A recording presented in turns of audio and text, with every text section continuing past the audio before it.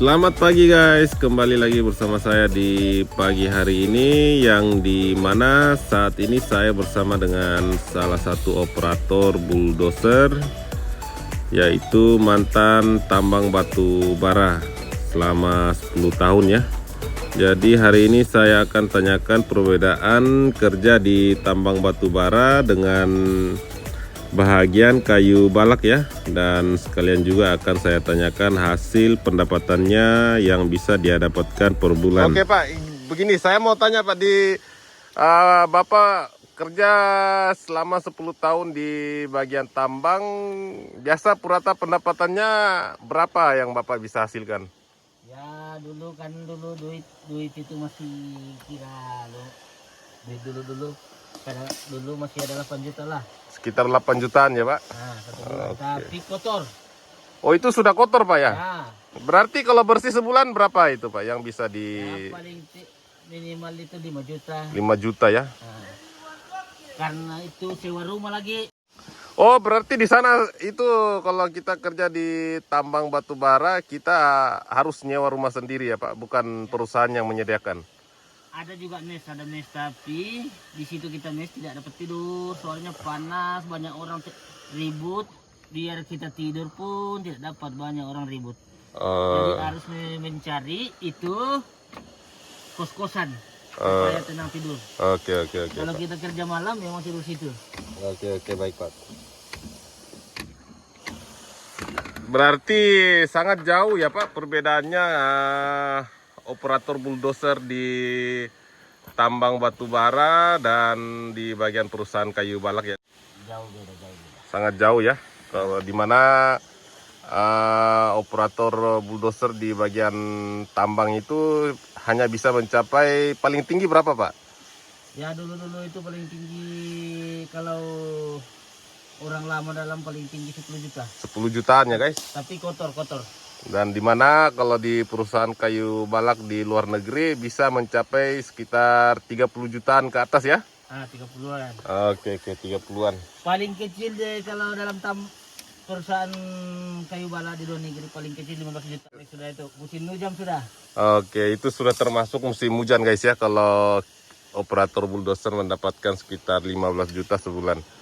Dan apalagi kalau lancar itu akan bisa dihasilkan sekitar 30 jutaan ke atas ya.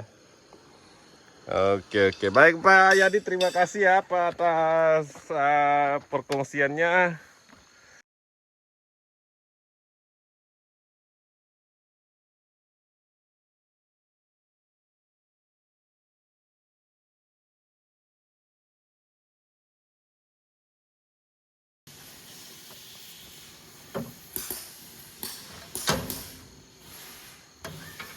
Bapak di sini saya mau tanya lagi, sudah berapa lama ini Pak kerja di bagian luar negeri? 4 tahun. 4 tahun ya. Oke guys, katanya sudah ini 4 tahun ya Bapak Yadi. 4 tahun hasilnya lumayan lah. Ini sudah banyak hasil katanya guys ya, selama 4 tahun Pak Yadi kerja di bagian luar negeri Papua New Guinea. Bapak ini dari mana ya Pak asalnya? Dari Sulawesi. Sulawesi ya Pak, Sulawesi. Oke, dari Sulawesi bagian? Bagian mana Pak Sulawesi? Sulawesi dari Toraja. Toraja Utara ya guys. Ya ini dia Pak Yadi katanya asalnya dari Sulawesi Toraja Utara. Siapa tahu ada di antara kalian guys yang mengenali si Pak Yadinya, ya dimana sekarang ini dia bekerja di luar negeri ya, di bagian Papua New Guinea. Oke baik guys, di sini saya ingin mau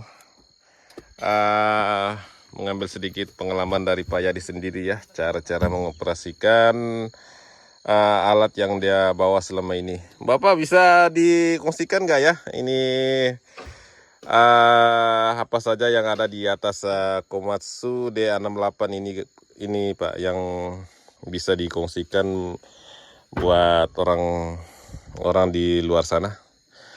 Oke baik Pak, di sini apa fungsinya apa nih Pak yang ini? Ini Iya Pak. ya kalau ini untuk itu anu punya itu pisau punya, kalau Indonesia sana ditambang orang bilang blade. Ngeblade ya. Ah. Oke, ini kegunaan fungsi di bagian pisau guys ya. Ya, dimana itu biasa dipanggil blade ya.